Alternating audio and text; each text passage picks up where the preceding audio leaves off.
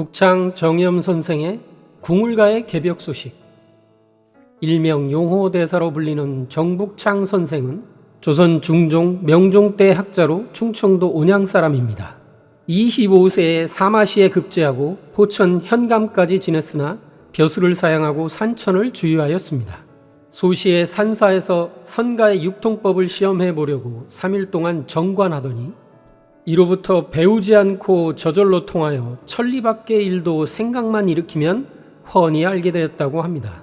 본래 체질이 허약하여 아침에는 입을 꼭 다물고 정좌하여 식사를 기다리고 해가 뜨면 비로소 입을 열어 말을 하였다 합니다.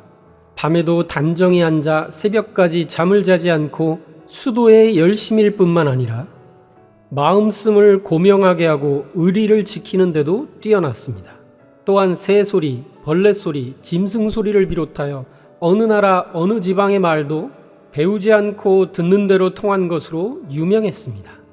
14세 때 북창 선생이 부친을 따라 명나라에 들어갔을 때 천기를 보고 찾아온 유구국, 지금의 대만 사람과 나눈 유창한 대화가 소문이 나자 많은 외인들이 몰려왔는데 이들이 제각기 북창 선생에게 자기 나라 말로 수작을 걸어와도 통하지 않음이 없었다고 합니다. 그리고 북창 선생이 돌아가신 연구에 얽힌 이야기를 간단히 적으면 이러합니다. 친구의 부친이 찾아와서 아들의 병을 고쳐달라고 애소하자 북창 선생은 아들의 천명이 다했음을 고백했습니다. 그래도 3대 독자인 아들을 꼭 살려달라고 눈물로 하소연하자 그는 자신의 수명에서 10년을 떼어 그 아들의 명을 이어주는 한 가지 방법을 설명하면서 아무날 저녁에 아무산에 올라가면 산 위에서 푸른 도포와 노란 도포를 입은 두 노인이 바둑을 두며 놀고 있을 테니 바둑이 끝날 무렵에 그들에게 술과 안주를 지성으로 권하며 사연을 구하면 마침내는 승낙을 받아 아들을 살릴 수 있으리라 하였습니다. 이렇게 하여 용호대사 북창 선생은 친구의 수명을 이어주고 자신은 44세에 스스로 만장 한 수를 지어놓고 단정히 앉은 채 호련히 세상을 떠났습니다. 그의 아우 고옥 정작과 종영 개헌 정초도 모두 금단의 비법을 연마하여 한 소식 들은 것으로 전해지고 있습니다. 용호대사 북창 선생이 남긴 궁울가에 예시된 내용 가운데 도통문화를 여는 관문이 되는 천지의 대변국과 현시대의 바른 처세에 대한 몇 가지 교훈을 살펴보기로 합니다. 조국을 떠나지 말라. 에고 저 백성아 간단말이 어인 말고 고국 본토 다 버리고 어느 강산 가려는가. 가고 가는 저 백성아 일가 친척 어이할고 차시 구복 불원하니 천하태평 절로 된다. 부모 처자 다 버리고 길지 찾는 저 백성아 자고 창생 피난하여 기만 명이 살았던가. 일편수신 아니하고 가고 가면 살아날까. 미래는 천지의 남북이 변하는 대변국기. 남천 북천 어인일고 분리 친척 가지 말고 인의 상대 근본하라. 즉금 천지 불행하니 천지운수 무가내라. 구변 구복 차시 지화 궁궁 을을 용화로다. 이제 궁궁 이것이라. 이대 천지 구복시에 궁을 도통이 유현이라.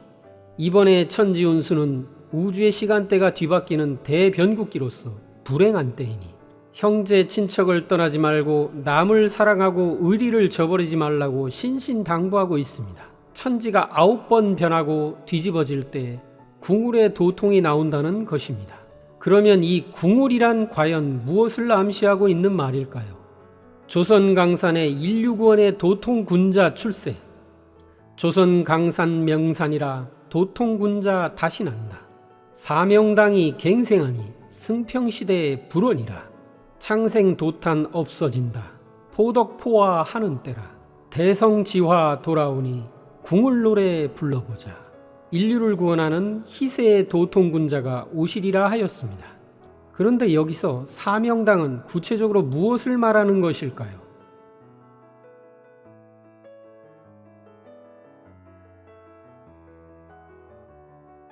그리고 지금이야말로 천지 대운이 새롭게 감도는 시대이기 때문에 구원의 소식을 전하기 위해 어느 때보다도 부지런히 포교 사업에 힘쓸 때라고 훈계하고 있습니다. 요 순때와 같은 낙원의 태평성대가 이루어진다. 차시성덕 갱명이라. 궁울지와 현발하면 요순시절 돌아온다. 궁울궁울 성도로다. 추나추나 태평추나 사시안정 태평추나 36궁 도시추나. 이는 천지의 축이 정남 정북으로 정립되어 후천 가을기운 사구금은 36의 시대가 도래하여 극한 극소가 모두 사라지고 이 지상세계가 감미로운 춘정이 물결치는 온화한 선경낙원으로 변모된다는 말입니다. 그런데 왜 궁울의 변화가 현실화될 때 비로소 평화의 시대가 온다고 한 것일까요? 궁울은 태극의 신을 말한다. 태극 궁울 신명이라. 궁울 성도로다. 궁울은 이 태극의 기운을 타고 지상에 오는 구원의 인격자를 상징합니다.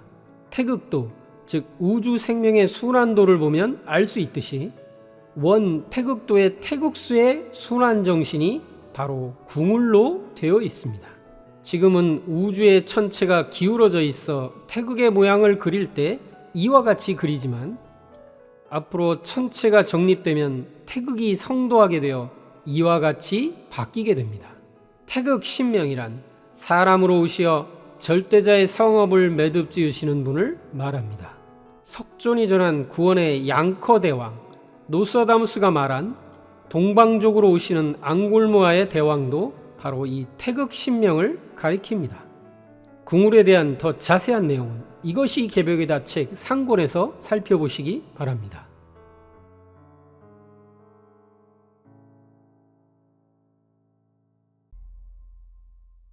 증산도의 진리성전인 도전에는 천지공사와 관련된 수많은 역사 인물들이 등장하고 있는데요. 상제님 진리를 보다 깊이 이해하기 위해 마련된 도전 인물열전. 비운의 천재, 용호대사 정북창에 대해 알아봅니다. 조선 단학의 비조라고 일컫는 북창 정명. 중종 원년인 1506년에 태어난 그는 천지의 신령한 기운을 받고 태어나 곧바로 말을 할 줄 알았다고 합니다. 어릴 적에 산사에서 3일 동안 마음을 가라앉히며 성가의 육통법을 시험한 적이 있는데요. 이때 가까이는 집안의 사소한 일부터 멀리는 산 너머 백리밖의 일까지도 통달했다고 전해집니다. 또한 온갖 학문에 통했으며 외국어를 배우지 않고도 능통했습니다. 그래서 조정에서는 음률에 밝고 천문과 의학에도 조예가 깊은 그에게 종육품인 장학원 주부 겸 관상감과 해민서 교수를 제수할 정도였습니다. 그 후 포천 현감이 되었지만 임기가 차기도 전에 관직에서 물러나 세속과 인연을 끊고 산속에 운둔하며 지내게 되는데요. 이는 아버지 전순봉이 명종 1년인 1545년 의사사화를 일으켜 여러 선비를 죽였기 때문입니다. 그는 이후 한양으로는 머리도 돌리기 싫어 드나드는 대문과 방 안의 창문을 모두 북쪽으로 낸 채 살았는데 북창이란 벼로도 이때 생긴 것입니다. 그렇게 스스로를 산속의 감옥 같은 곳에 가두고 선도 수련에 전념하던 그는 결국 세상을 뜨고 마는데요. 그의 나이 44세 되던 해였습니다. 경천 위지의 재주를 지녔지만 그 재주를 펼칠 기회를 얻지 못했던 정북창. 하지만 미래의 일을 훤히 예견했던 그는 궁울가를 지어 앞으로 닥칠 천지 대변국의 개벽 시절에 천하창생을 구제하는 도통궁자가 우리나라에 강세할 것을 알렸습니다. 장차 우리나라에 인류구원의 성천자가 출세하는 소식과 구원에 대한 열쇠를 후세 사람들에게 전해준 것이죠.